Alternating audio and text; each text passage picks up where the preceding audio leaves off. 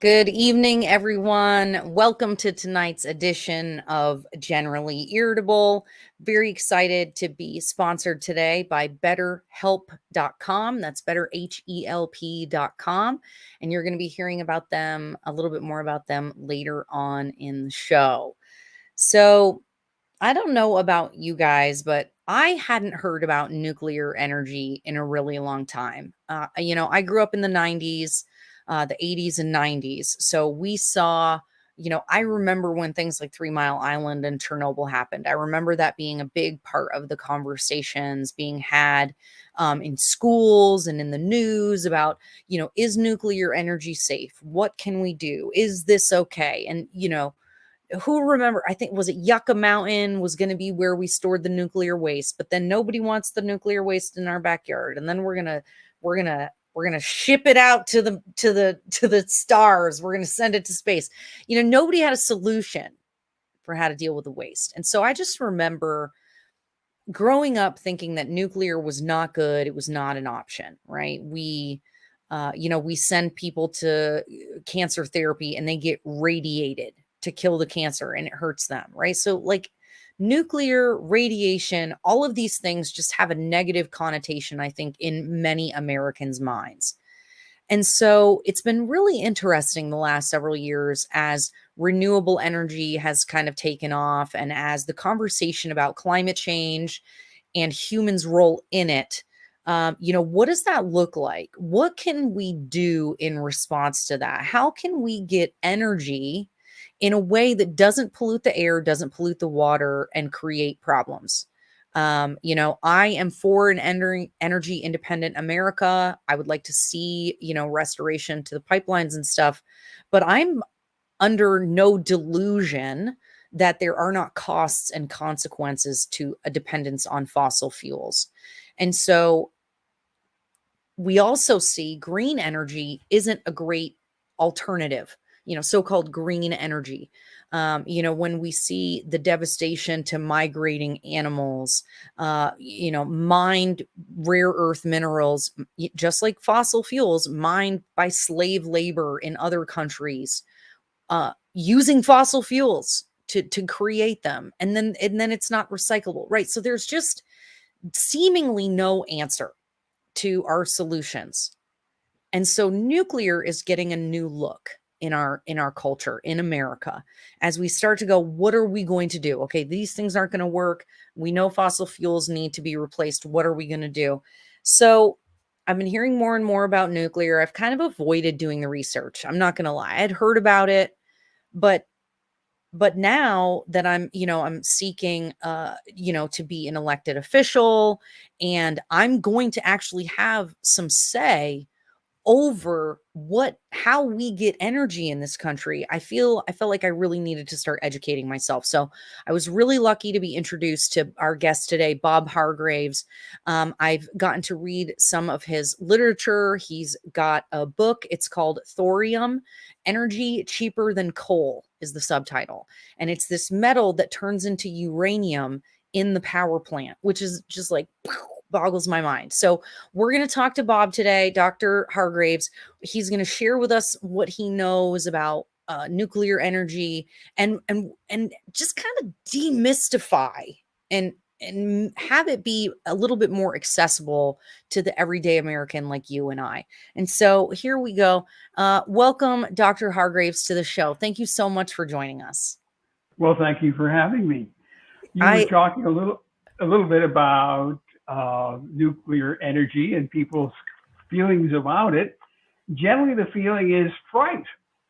People are afraid, and the Yes. reason is everyone else says it's fearful, and you can't really see radiation. I mean, Mm, if a refinery blows up and you have a fire and so on, people say, "Oh my God, it's terrible," but they can see it. They understand there's heat, there's smoke, and so on. mm, And in the case of radiation, people have been sort of taught that there's this invisible radiation that leaks out of the power plants and out of the fuel, out of Yucca Mountain, out of Fukushima, and it could penetrate you and kill you or maybe cause cancer. So yes. that's the reason people are fearful that they can't see it.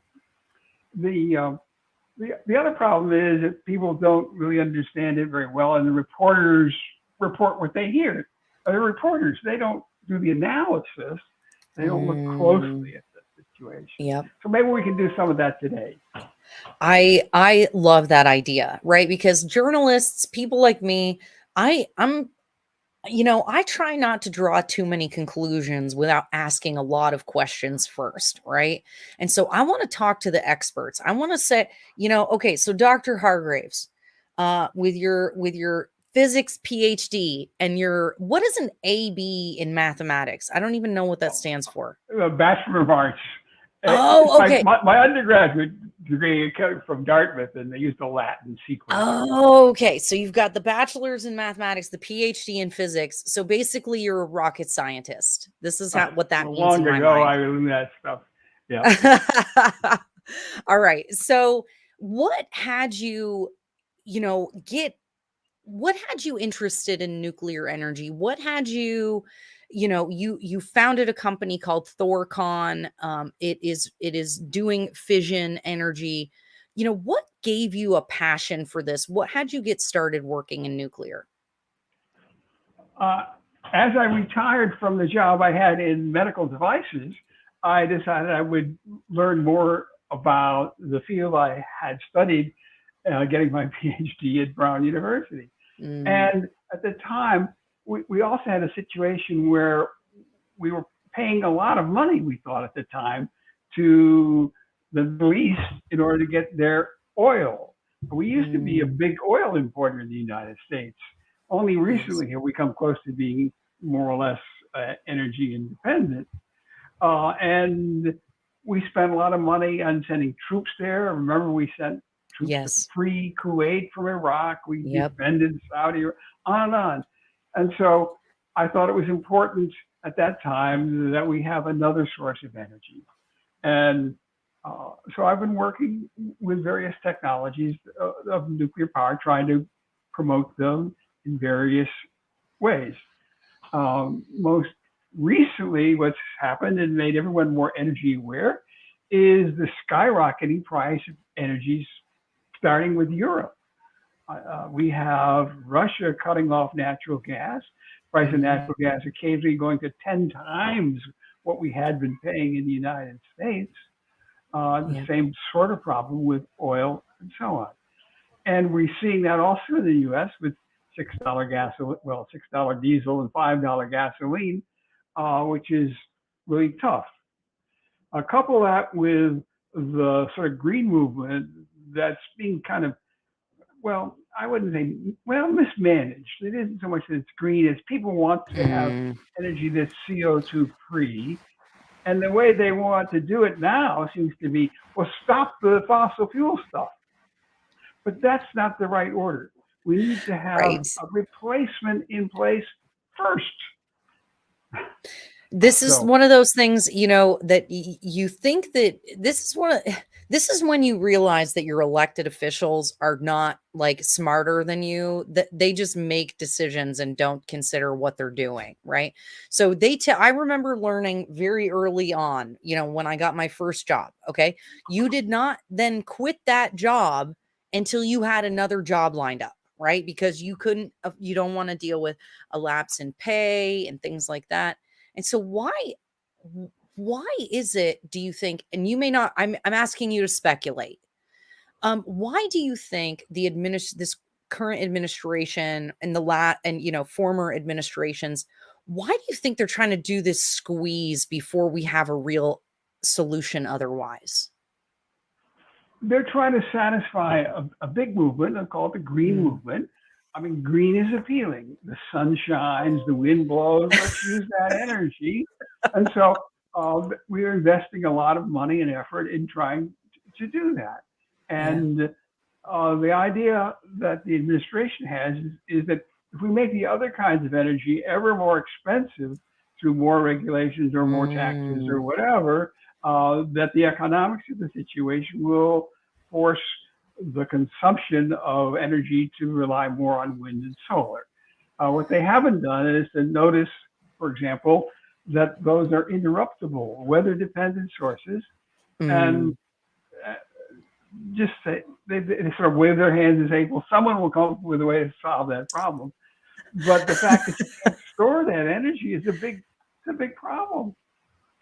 Well, in my understanding, the batteries are made of toxic chemicals they're toxic waste, right? They're not recyclable. So there's this fear right around nuclear waste, but we're creating toxic waste anyway with all these freaking car batteries and stuff. Yeah, I wouldn't say it's purposefully toxic. I mean, people would like to recycle batteries and so on and make use of it again. Most people are cautious about not just trying to throw everything into the environment, but there is not a supply of the minerals and metals and so on that would be needed to create all the batteries for the EVs and the power plants and so on. So That's what it's uh, like. You're not replacing it with something better. You're replacing it with something at least equally as bad. right, right. Now, our own business is trying to focus on the economics. Um, our business is to build in factories power plants based on fission that generate electricity that's cheaper than that generated by natural gas or coal.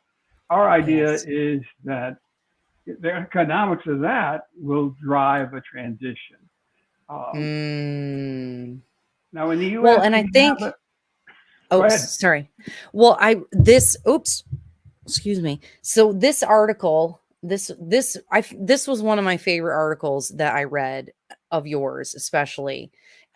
It's called Energy Hungry Economy Subsumes Climate Concerns. And there's this section at the bottom where you give the return on investment. You show how much per kilowatt hour and stuff like that. And I believe you say it is the same. It's about the same cost. Can everybody see that? Here, let me try to make it bigger. It's about the same cost per kilowatt hour for natural gas as it is for nuclear. Yes, Is that right? and that can be right, and that is our objective. Okay. Now, we have to look at costs because they depend strongly on the country in which you are building nuclear power plants. The US is by far the most expensive place to build it. So, for Mm, example, right now people keep pointing to the nuclear power plant being built in Georgia, um, and we need to put some numbers on it. A power plant generates watts of power, and one way to judge the cost of a power plant is how much it costs for each watt of generating capacity. right. So I mean, what other in way would you look at it? right, so that plant unfortunately is getting to somewhere around $10 or $11 per watt of capacity. But the Koreans just built new power plants for United Arab Emirates at about $3 per watt of Wow. capacity. You can build a natural gas turbine, and the capital cost will be about $1 per watt of capacity if you have an efficient contractor. In the US, we weren't able to do that because people are afraid of nuclear power, and therefore they petitioned their congressmen and so on to put into place regulations that tend to impede that progress. Yes, we see that a lot. So Um, now, go ahead. well, okay, so JT Dodge is thank you for watching. JT, I posted the link to that article in the comments. So somebody had asked for a link to the article. Right. Um, let's see. Let's see. Okay, so let's see. We have a couple of comments here. Questions. Tesla Towers is the way to go, Brian says. What's Tesla Towers? I'm not sure what I Tesla, don't know what that is. maybe Tesla Power, maybe he's thinking. Maybe. Um, yeah, Tesla sells cars, nice cars that have batteries. Yes. They need batteries. He's losing billions of dollars right now because he can't get the battery materials. he suspended the Tesla trucks because he gets more money by putting batteries in a car than in a truck. Right? It makes sense. So he also sells, or if you go to the website, batteries for power plants. And the idea is that maybe if we could use wind and solar to charge a Tesla battery. Problem there is the cost of the battery is about $358 for every kilowatt hour that you stuff in the battery to use later. Now, it doesn't seem like a lot, That's a except lot. understand it is a lot because that kilowatt hour costs about 5 cents. That's So what I'm saying. $358 to store 5 cents worth of electricity. And in order that we can use in order to use green, wind, and solar. Mhm. So would it be cheaper to build a power plant we could just generate power full time with? Yes. So So Tesla JT is, says, oh, go ahead. go ahead, JT, go ahead. Okay, so JT said, so it's dense. So nuclear energy is the way to go. It's dense and the safest. There's no liquid nuclear waste, bubbling green radioactive waste from the power plant like the Simpsons would have you believe. You know, I totally think that's what nuclear waste is. He's not even like I'm embarrassed to admit that. That's what I think nuclear waste is. It's like barrels of Yeah, stuff that's, correct. that like the Hulk is going to come out of, or I don't know. I don't remember which Marvel characters come out of nuclear exposure, but what is, so my understanding now is that with nuclear energy, the uranium or whatever it is comes in pellets, and then it's like slammed up against stuff in the power plant. So say a little bit about the fission power, the thorium going into uranium in the power plant. Can you explain a little bit about the process, but in a like nuclear for dummies way? Sure. Let's Okay. start out first with the existing kind of power plants we have all over the United States. The little pellets about the size of the tip of my little finger are made of uranium oxides. Okay. And that's a solid. And they are stuffed together in tubes made of zirconium metal. And those tubes are called fuel rods. And Oh, those fuel rods are put in bundles, and there's a steel assembly that holds them all together. And it might be 8 or 10 feet long. It may be a foot or so in diameter, something of that nature. And it's in a big pool of water. And when the plant is running, the uranium atoms split, also releasing a neutron that tends to split other uranium atoms and so on. And in that process, heats up that water tremendously. What they do to keep it from boiling away is pressurize it. There, you got the right thing. On the far left there, they excellent. pressurize that water so it doesn't boil away. And then they take that water in this kind of a diagram, they run it through a steam generator, a heat exchanger, just something to keep one loop of the water that goes through the radioactive uranium separate from the loop of water that goes through the steam turbine. So that's a very common power plant design. Now, the trick here is that we have fuel rods and they last about 5 years before they're really spent, in the sense that used up a lot of the uranium atoms that were fueling the process. Okay. So after that, we have the horrible thing, nuclear waste. Okay. Yes. So the barrels of green sludge. Right, but they are those long tubes of zirconium containing those little pellets of uranium oxide. Now, coming out of the reactor, then they are very radioactive. And the reason is they have been splitting uranium atoms, and you get smaller atoms like cesium or barium or things of that nature that are not yet stable. They too are going to decay and become radioactive and emit some kind of radiation. But they do that, and in the process, they become stable. So people say deadly for centuries or something, or thousands of years.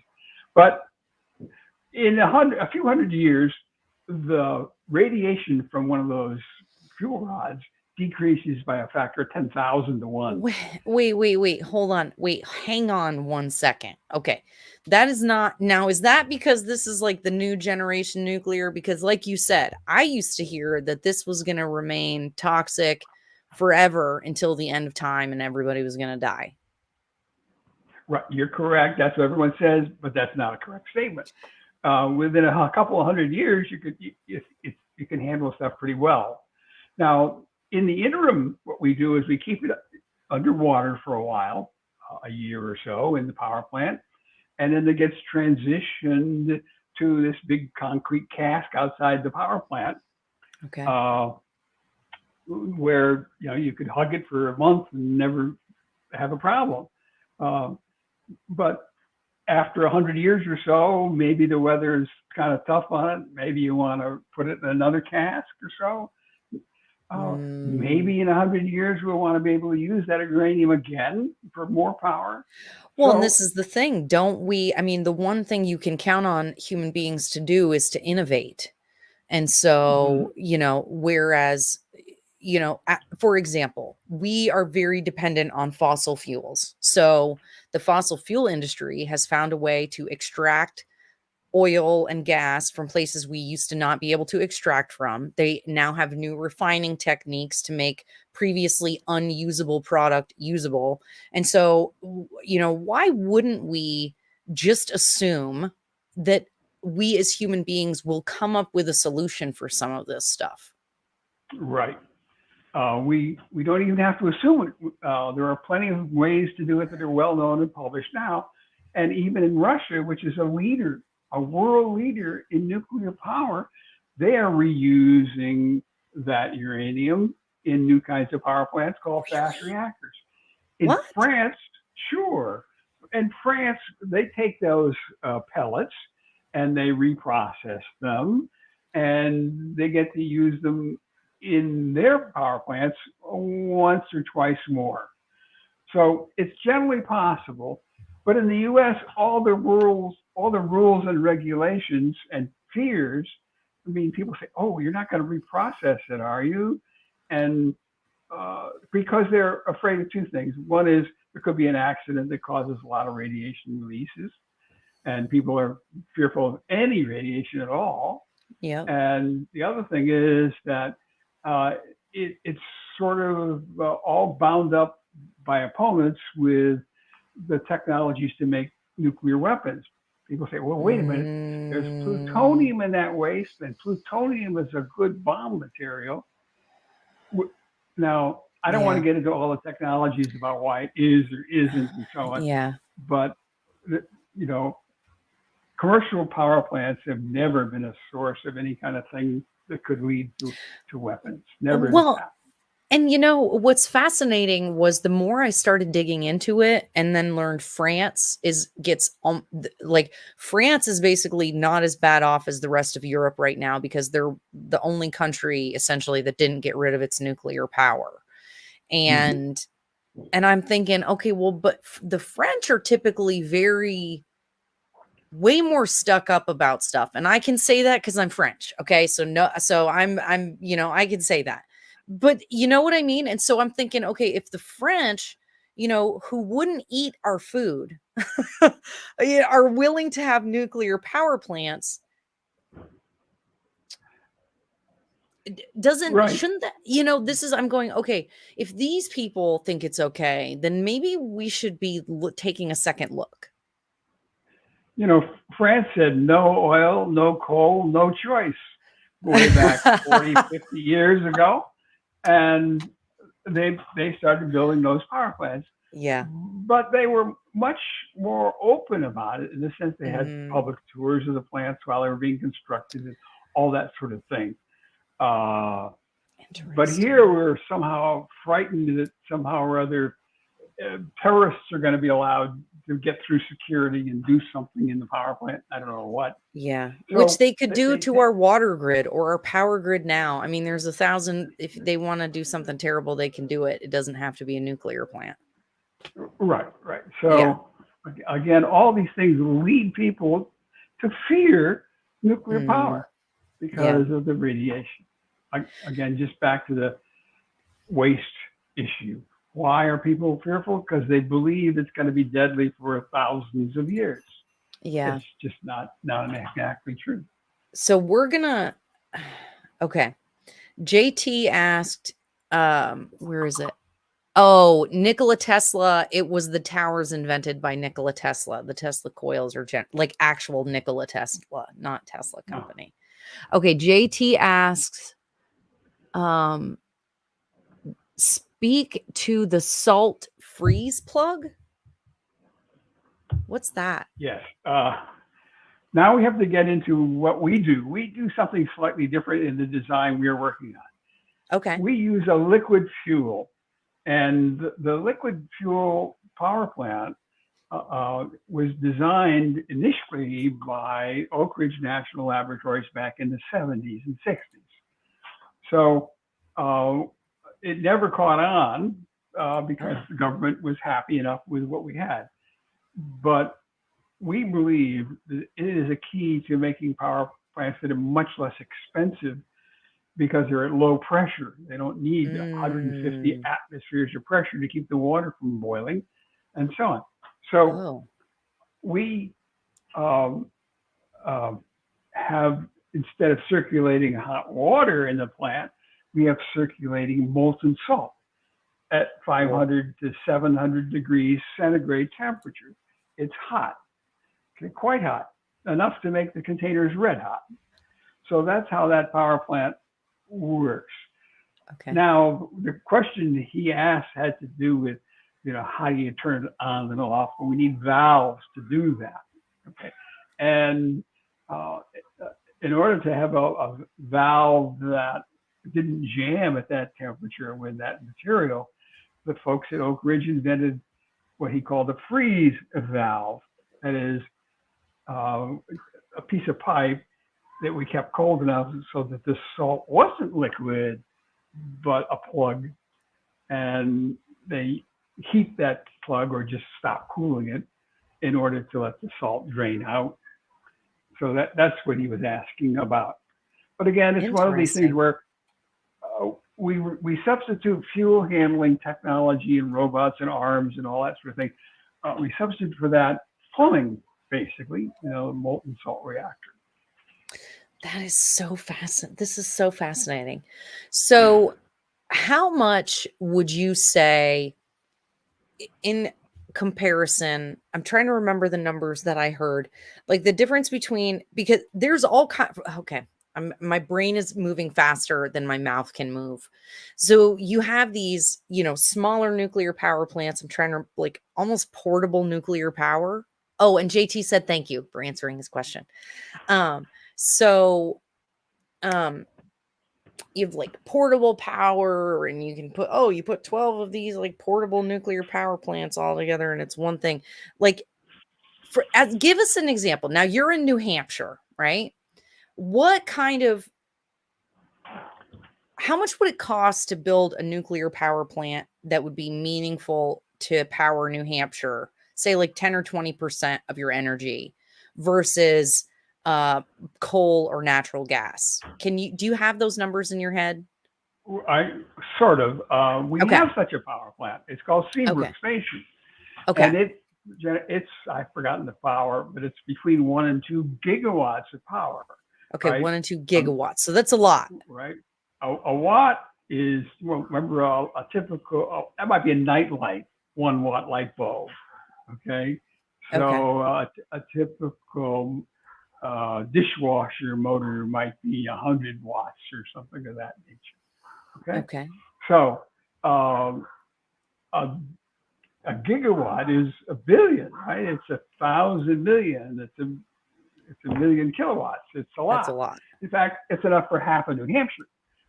Okay, 50% of all the power for New Hampshire can come from that one power plant. Wow. the one we shut down in Vermont, the 640 megawatt Yankee. Vermont Yankee, generated enough power to power all of Vermont. Okay, so now Vermont has no such big power plant. It largely imports power From interstate Canada and New York. Yeah. from Canada for hydro Yep. and natural gas power from other places. Yep. In New England, natural gas is the largest source of electric Power. generation energy. Yeah. Oh, yeah. Olga said we should bring back Yankee nuclear. And Yankee was the old kind of nuclear power plant, right? It wasn't this new Sure. kind that's smaller and Right. cheaper and more efficient Right. or whatever. Well, let's talk about sort of the evolution. That description I gave to you about the fuel pellets in the tubes and so on, and the picture you put up is Yeah. how almost all the plants are in the U.S. today. Okay. There's slight variations, of course, from plant to plant, but they're all that same technology. Yeah. Now, you probably have heard about new power plants, small modular reactors, That's what it was called. SMRs. Thank you. Right. Yes. Yes. And an example of that would be what NewScale is doing. It was a company that was started by people from the University of Oregon, and now they've planned to build a prototype in Idaho somewhere, and they've been going at it for 10 years or so. Okay. They're going to do it and try to comply with all the U.S. rules and regulations. So far, they've spent something like $1 billion on it, with another billion to go. Okay. Now, what they've done is taken the current design and made it a little smaller in the sense that the fuel rods are half the length. And they've changed the way the cooling happens so that in the case of any kind of power failure, the cooling is passive. It will just, the water that surrounds the rods will boil, but there's enough outside water that it will keep moving the heat away until finally, even when that water goes away, it'll be air cooled. So they have a new design that's better, but it's much like the existing reactors. It just has a better passive safety system. Got it. Okay. And so when when you say $1 billion so far to build it and $1 billion more to go, is that actual construction costs, or is that like permits and legal fees just to be able to put a shovel in the ground? It's the latter, plus all the engineering talent that's gone into this over the years. Of course. To do that. So there's a lot of engineering intellectual property involved in that design, not just to make the plant work well, but to make the plant work in compliance with all the various regulations that we have to deal with. So, oh my goodness. Okay, so JT said, thank you for having this hero on your show. So you're being called a hero, Bob. I first learned about LFTR. What's that? Is that LFTR? Yeah. Is that what it was? Liquid fluoride thorium reactor.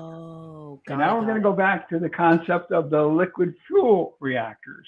Got it. And this idea was promoted by actually a guy named Kirk Sorensen, who worked for NASA for a while.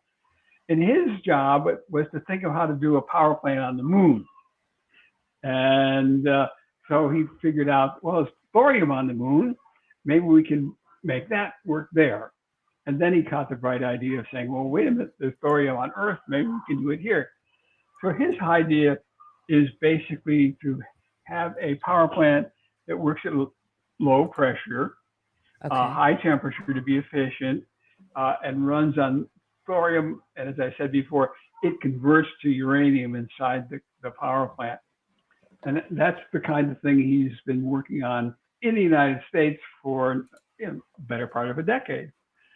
So that's LIFTR, liquid fluoride. And fluoride means the salt, right? Like like in your toothpaste, you have sodium fluoride. Okay, so that's one of the salts in the reactor that ThorCon uses, for example.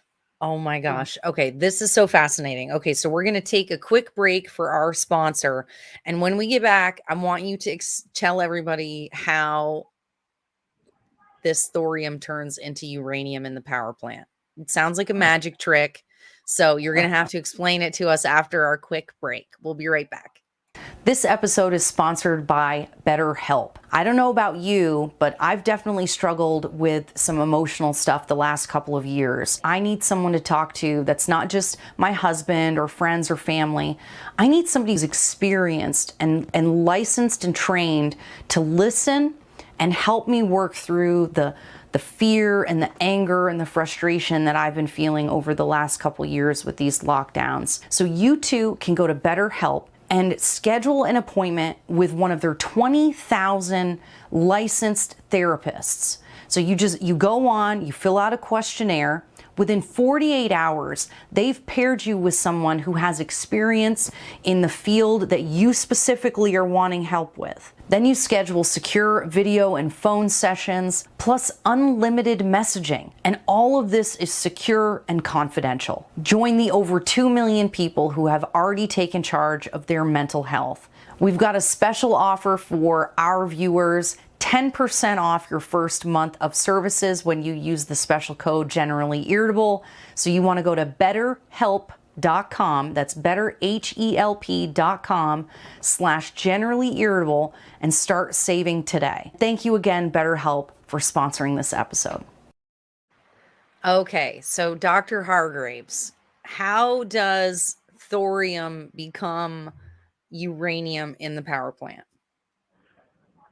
You know, you had a slide up from my course. And if you would scroll down a bit more, maybe a dozen slides, I got a nice diagram. Keep scrolling about a dozen ways down. Okay, let me see. If you can keep going, keep more, a little more. 16. Okay. Oops. Keep going. Okay. A little more. Keep going. More farther. That one. We're going to talk about how it converts. Right there. Is it this guy? Okay. Okay.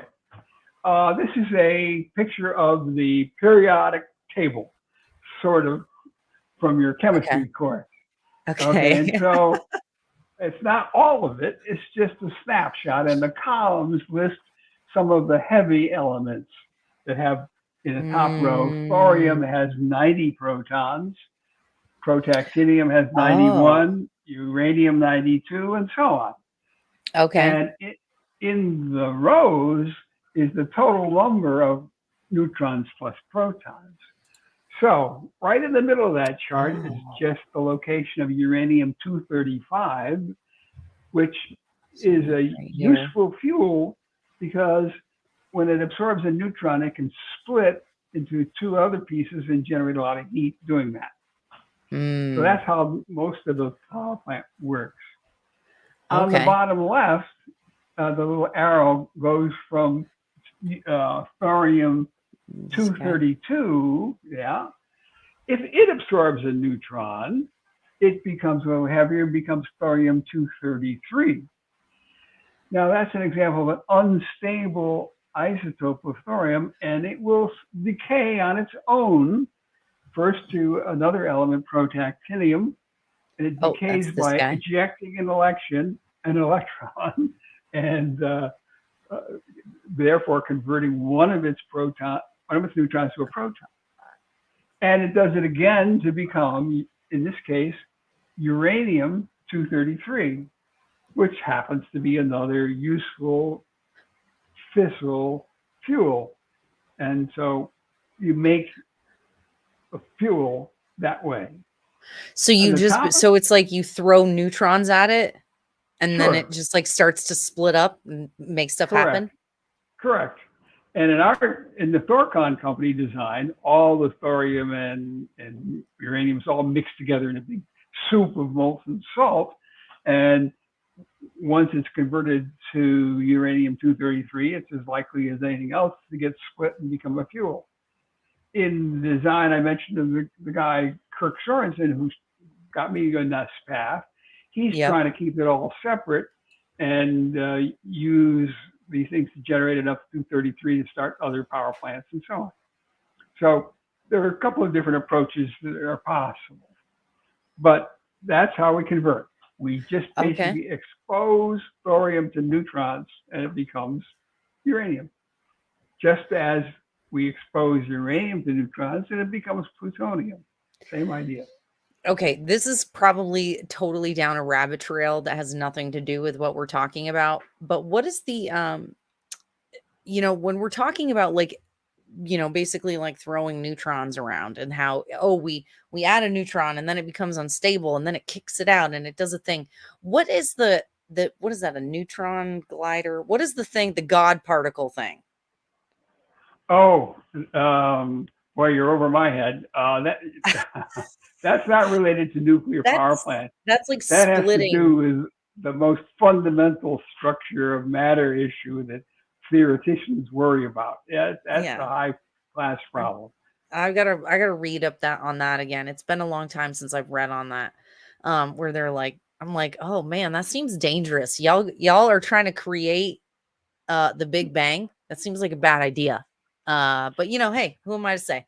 Uh so okay, so we talked a little bit about these modular nuclear reactors. They're trying to build a couple around the country. It's really expensive because Americans are not into it. Basically, we're kind of scared of it. What do you think would be helpful in kind of continuing to demystify this, but on a bigger scale? Because if we, you know, I am, a lot of times Republicans or conservatives get called climate deniers, right? Like if we're a conservative and we say, well, we just don't want to bankrupt everybody over this. Can't we find another solution, right? It means we don't care. I care very deeply. I want to make sure, like I said at the beginning, I understand fossil fuels have a cost and I would like to do something about it. If this is a reasonable, legitimate solution, how can we move this forward? Is it a matter of, changing our legislators? Is it a matter of educating America? Like, what do we got to do? Well, the first thing to do is to make people less fearful, better education. Now, I have been told that the facts don't matter when people have opinions. uh, so, again, people have to be sort of friendly and listen to opponents and so on. But I think we can also just say, let's look what's happening around the world. I Yeah. mean, in the UK, Boris Johnson has said we're going to build one of these a year. In France, Macron has said we're going to build another dozen of these. In China, we're going to build almost one a month. Okay, That so doesn't sound good. uh, That I don't and this thing, trust. oh, I do. I've been there a couple of times. They Oh, are really? competent people. They are very competent over there.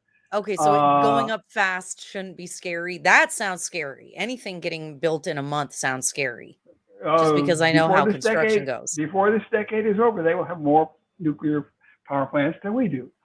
Okay, Wow. so well, of course it's a much Okay. bigger country. Well, Uh, yeah, and aren't they primarily powered by coal right now? So they're just like polluting like crazy. They have terrible air quality. At least that's what I've been told. um, sure. China.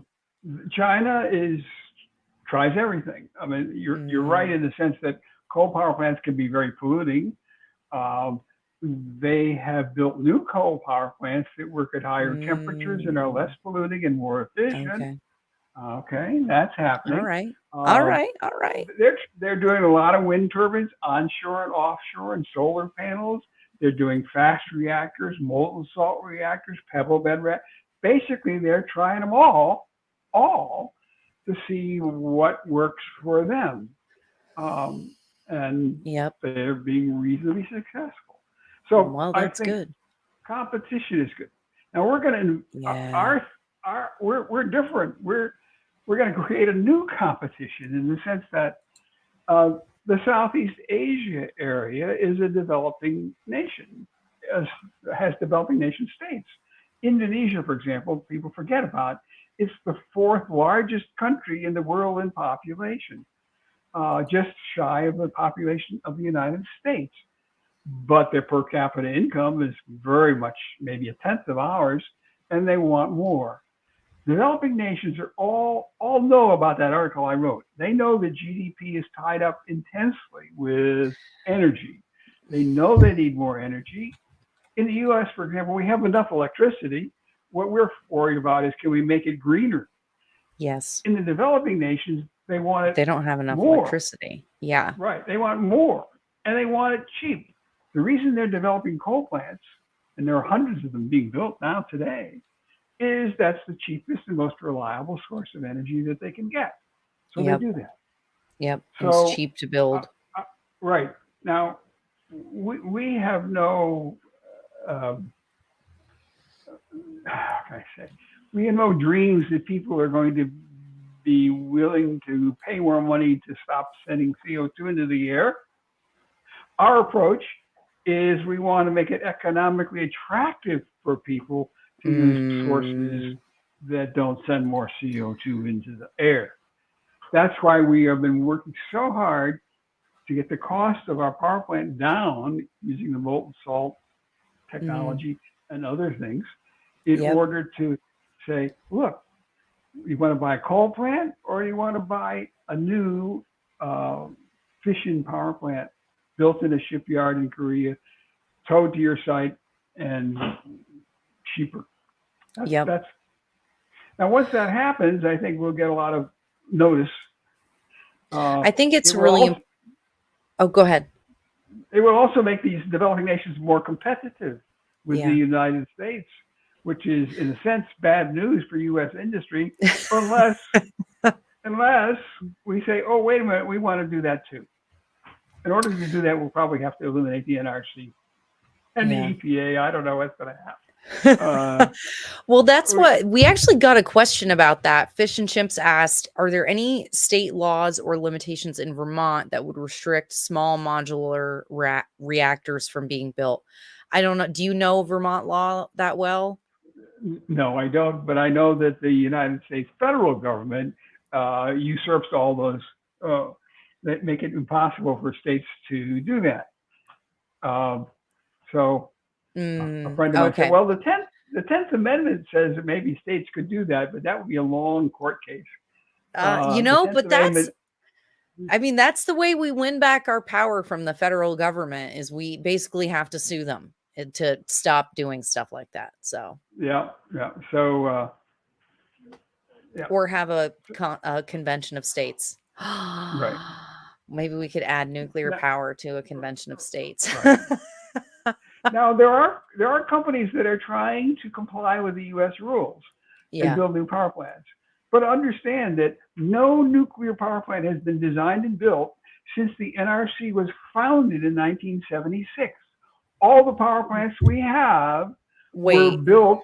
All the power plants we have were started before the NRC was founded. Are you kidding me? Correct. For real? That's correct. We've had no new nuclear power plants since the 70s that have been designed and built and put into operation. Now, the NRC approved the design of the power plant in Georgia, but it's not in operation. Not yet. The NRC allowed the TVA, Tennessee Valley Authority, to bring a new nuclear power plant online about 4 years ago that had been started prior to 76 and so had been grandfathered in its design and construction. So no, not a single nuclear power plant. That's wild.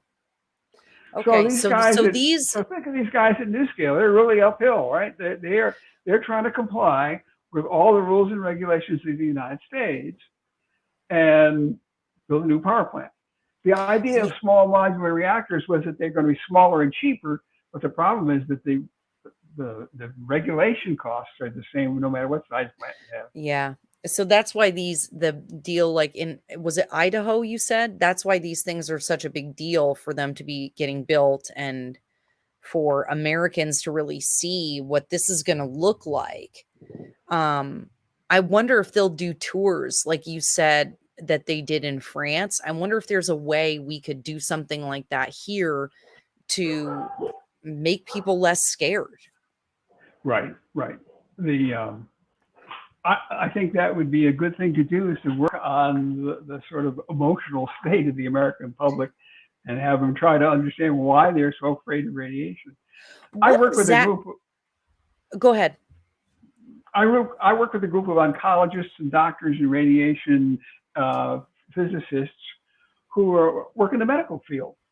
And, radiation is very important in medicine. Yeah. But they know how health is affected by radiation. Now, in the U.S., for example, the public exposure to radiation is limited to no more than 1 unit called a millisievert per year. Okay. Now, if we do cancer therapy, we can do a single treatment with 60,000 millisieverts. Okay. And the effect is the cancer is dispatched and the person survives, because the body has the capability to recover from damages caused by stray radiation. But the EPA and the NRC do not believe that. And so they say the less, the better. In fact, they have a law called ALARA, as low as reasonably achievable, that says even if you comply with our regulations, you must also comply with the law that says you must use whatever technology is available to do even better if possible. Wow. But I'm hoping that group of people will eventually persuade others that radiation isn't all that dangerous. So take Fukushima. Take Fukushima, for example. Right. Yes. Okay. Let's go through that. We had a big earthquake. And yep. The plant and shut then a down. tsunami. Yep. And the tsunami flooded out the systems that were going to cool the plant, and the radioactive fission products overheated and broke through and made a mess. Yep. Now, because the government was so fearful, they did a mass evacuation. Basically, the end result of that was almost 2,000 people died because of the evacuation. No one would have died from radiation had they been allowed to shelter in place. Again, okay. The government had good intentions. Well, and my understanding was it sort of the earthquake did damage, right? But it survived. It was the tsunami, which they did not anticipate, that did the damage in the aftermath. And so, right. Go ahead. So the designers and the operators were at fault in the sense that they should have anticipated flooding, but they didn't. Okay, so yep. But again, 20,000 people or so died in the tsunami. No one died from radiation. When the head of the IAEA talked at the COP26 meeting, and he said, no one died of radiation in Fukushima, the audience laughed. They thought he was kidding. No. You see, it's received wisdom that Fukushima radiation was so dangerous that people died. Okay, so people don't realize that wasn't true. They just hear that 2,000 people died and they make the assumption, because I'd heard that basically nothing happened. I remember when Fukushima happened, and I remember hearing, it was a bunch of stuff, but that basically there was like no fallout like people thought there was going to be, or it was not nearly as bad. Right. I mean, their radioactive products were spread around the area, but at low enough concentrations that they weren't going to cause health effects.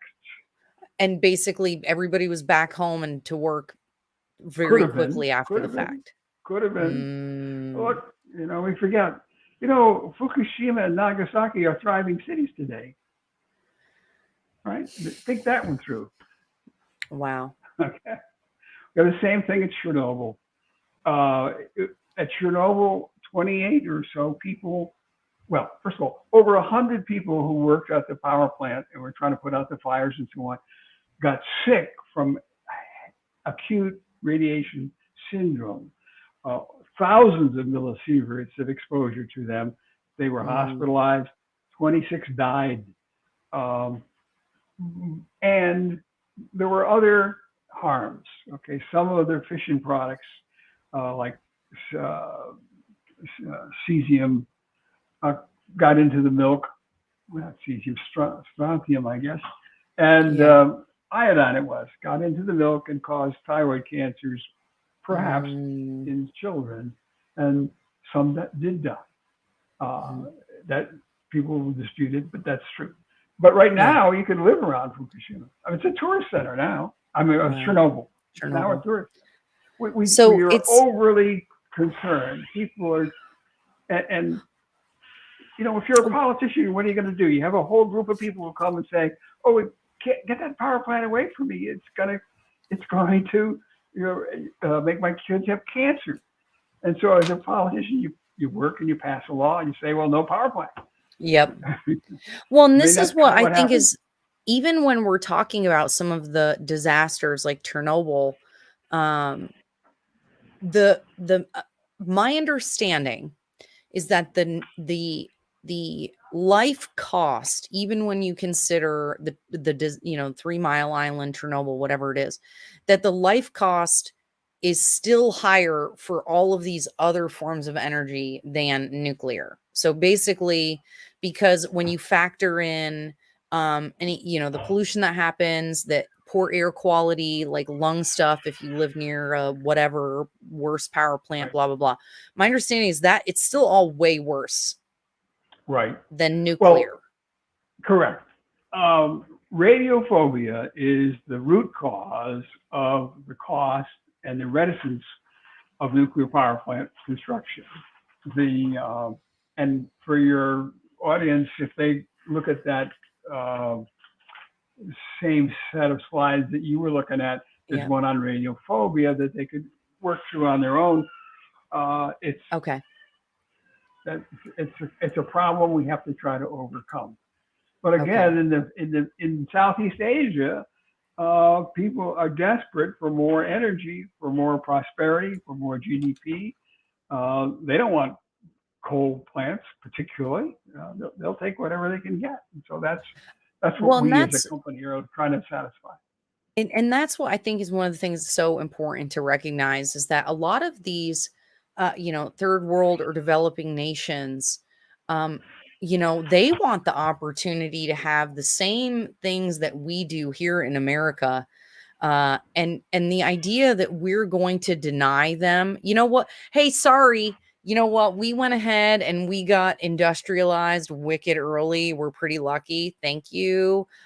Y'all are just going to have to deal with where you're at, because we can't pollute anymore. We polluted everything. Sorry. It just doesn't, it is so unfair and unreasonable of a thing to say to some of these countries that, like, oh no, you can't have that because it's polluting.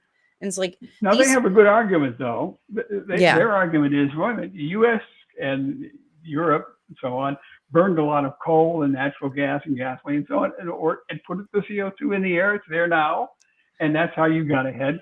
Our per capita emissions are much higher cumulative emissions than in China or someplace like that. So we can't convince those people that they should not do what we did. Don't do it. Again, our approach is to get the cost down. I mean, the idea that Yankee Nuclear could have powered the entire state is just sort of, it makes me more mad now when I think about my electric bill and how, I live in Burlington. I'll give you an example. I live in Burlington. And so the state of Vermont, but particularly Burlington City Council, wants to force everyone onto electric. They want to force me to put in a electric furnace in my house and in our rental unit. And I'm like, you guys burn wood pellets for fuel. That is way worse for the environment than the natural gas that I use to heat my home. Get out of here with your wood pellet burning power plant in Burlington. And so it's, let's be reasonable. Let's make good decisions.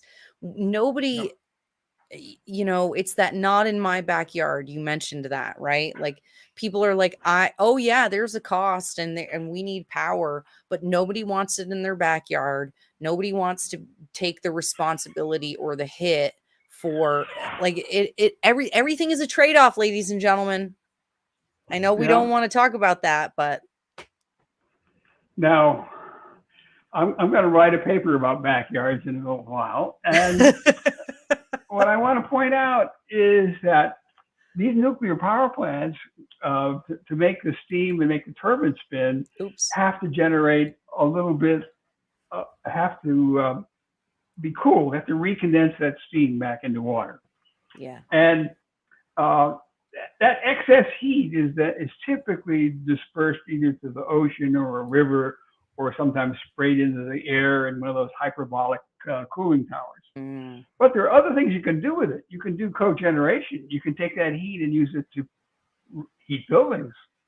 And in China, they're designing and expect to put these power plants in cities solely for the purpose of heating these mega apartment cities. In fact, the AP1000 that was designed by Westinghouse and still isn't working in Georgia has been built at least 2 times in China now. And they take the output excess heat from that plant and they circulate it in the city in order to heat the apartments. So yes, if you have it in your backyard, you get free heat.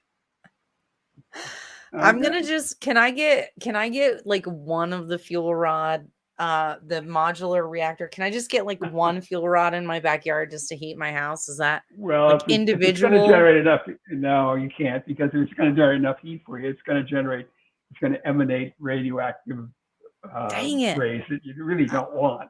Here's what I need you to develop, Dr. Hargraves. I need my own personal nuclear power plant for my house. Yeah. Well, we have those little things on the satellites. They basically are called radioisotope generators. They take fission products that are going to keep decaying and people are afraid of, and they use that to generate heat to power a thermocouple and so on. So that's how our satellites up there, many of them, and space probes generate the power they need from a little tiny nuclear waste, if you will, source. There are a lot of things you can do. This is absolutely wild. Good. This is so cool. I've been glad to speak with you tonight. Yes. If anybody watching, really quick, get your last couple questions in as Dr. Hargraves and I wrap it up here. So, okay, so I just want to make sure. So people can find you on LinkedIn. I know you said you do most of your posting and stuff on LinkedIn. So Robert Hargraves, everybody look up Dr. Bob. Let's see here. Oh, there we go. So sure. Robert Hargraves, this is what you guys are looking for. ThorCon International is your fission energy business. Okay, so this was the that slide deck we were looking at. It's got the access to that stuff if you guys want to see more, get more information. We've got your book here. I'm gonna put a link to your book in the comments section too here. Thank you. Make sure that's in there. All right. So we got links to your book. We got links to your some of your writings and some things. This has been amazing. I really highly recommend everybody go and read your articles. I got to see the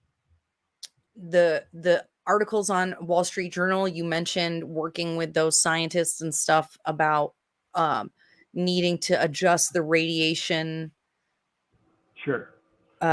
numbers, like what's allowable. So you've got a lot of stuff out there that is really worth a read and for people to go check it out. I hope you can understand it. Great. Yes. Okay, let me see. Well, okay. Okay, I think we got one more question. We'll close up with this one. It's from Fish and Chimps. Hold on. Fish and Will chips. fish and chimps, Oh, I see. like a chimpanzee, chimps. I see. And it's fish like the band Fish. So I I see. don't know. We're gonna have to find out where this name comes from. Will the environmentalists who wanted to close down every single nuclear power plant then support new nuclear and claim it was their idea all along? You know what? Let them. If it gets us some nuclear power, let them do it. Sure. Right. Exactly. I think that is, you know, I think the one thing, and correct me if I'm wrong, I want to give you the last word, Dr. Hargraves. I think if there's anything that we can do, to help things along right now, is to just be open-minded and willing to try stuff. Do experiments, try things out, see what works and see what doesn't. What would you like to leave our viewers with as far as, how they can help change things or bring about something new? Share this video. First of all, we need to educate people, but what else do you want to leave our viewers with this evening? I think the thing that really will is the idea that nuclear is by far the safest energy source we have in terms of deaths per gigawatt hour generated by far. Yeah. Leaving with the idea that radiation is a very poor cause of cancer. Leaving with the idea that energy that's full-time, cheaper than coal, is a way to get around the problem without mandates and subsidies and so on. So be open-minded and see if you can get elected representatives who support nuclear power.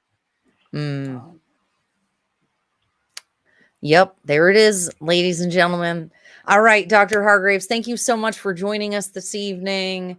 Thank you for sharing your wisdom and being flexible with your time and coming on a little early. I know your plans today changed a little bit, but we got it done. So that's awesome. Okay, thank you. All right, I'm going to close us out here this evening, and we'll see y'all next week. Bye.